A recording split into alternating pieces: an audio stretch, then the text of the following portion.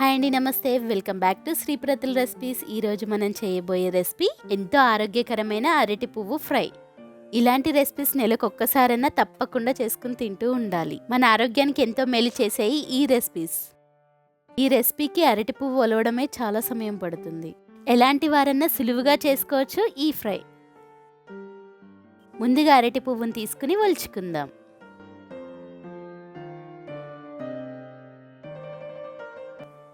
పైన తొక్కని తీస్తే లోపల ఇలాంటి పువ్వులు ఉంటాయి. ఈ విధంగా పువ్వులన్నీ వేరు చేసుకుందాం.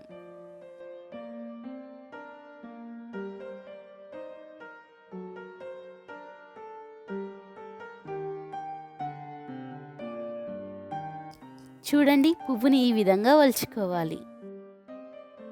లోపలున్న వీటిని తీసేయాలి. మేము వీటిని దొంగోడు, పిల్లోడు అంటాము. వీటిని మీరేమంటారో మాకు కామెంట్ చేయండి. ఇలానే అన్నిటినీ సపరేట్ చేసుకుందాం.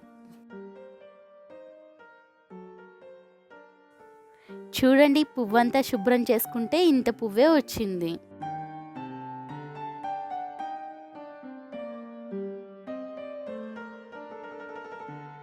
పువ్వుని మిక్సీ జార్లో వేసుకుని మెత్తగా కాకుండా కచ్చా పచ్చగా గ్రైండ్ చేసుకుందాం. కచ్చా పచ్చగా పట్టుకున్న పువ్వుని వాటర్లో వేసుకుని బియ్యం ఏ విధంగా అయితే కడుగుతామో ఆ విధంగా కడుక్కోవాలి. ఇలా కడుక్కోవడం వల్ల దీంట్లో ఉన్న వగరు పోతుంది. కడుక్కున్నటువంటి పువ్వుని ఈ విధంగా వడకట్టుకుందాం. వడకట్టుకున్నటువంటి పువ్వుని ప్రెషర్ కుక్కర్లో వేసుకుని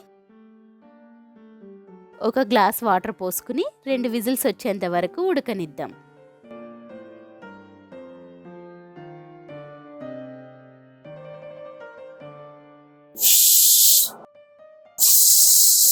కుక్కర్లోంచి ప్రెషర్ పోయిన తర్వాత ఈ విధంగా వడకట్టుకోవాలి.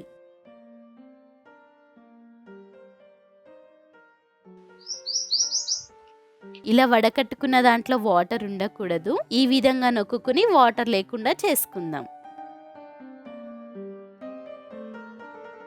ఈ బౌల్లోకి ముందుగా ఒక నిమ్మకాయ పిండి చెట్టుకున్నాను. దీంట్లో రుచికి సరిపడా ఉప్పు వేసి కలుపుతున్నాను. ఈ రసాన్ని ఒకేసారి కాకుండా పులుపు, ఉప్పు చూసుకుంటూ కలుపుకోవాలి. ఇప్పుడు తాలింపు వేసుకుందాం. స్టవ్ ఆన్ చేసి పాన్ పెట్టుకుని 3 టేబుల్ స్పూన్లు ఆయిల్ వేస్తున్నాను. 3 టేబుల్ స్పూన్ పచ్చిశనగపప్పు వేస్తున్నాను.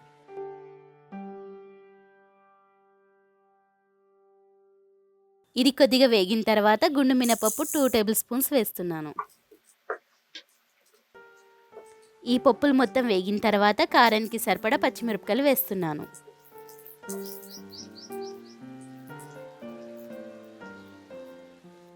అలానే 2 రెమ్మల కరివేపాకు,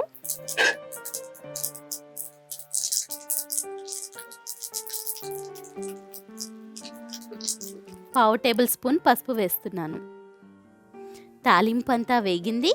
ముందుగా చేసి పెట్టుకున్నటువంటి పువ్వును వేసి వేయించుకుందాం. ఆరోగ్యానికి ఎంతో మేలు చేసే అరటి పువ్వు ఫ్రై రెడీ.